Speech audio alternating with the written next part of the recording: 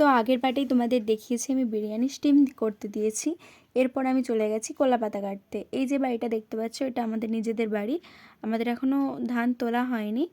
তো দেখো, আর এখানে আছে কলাপাতার কাটে আমি কেটে নিচ্ছি। তো আমি একটা নরম পাতা কাটছি।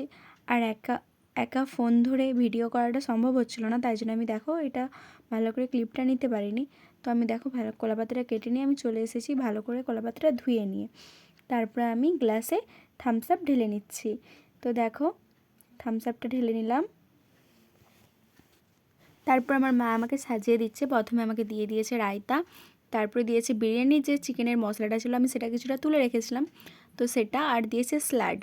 তো বিরিয়ানিটা আমি একটু বেশি স্টিম করা হয়ে গেছে, তাই জন্য চালটা অল্প অল্প ভেঙে গেছে। তবে বন্ধুরা বিশ্বাস করো, বিরিয়ানিটা এত, আমার মাও সেখানে বলছে খুব সুন্দর হয়েছে।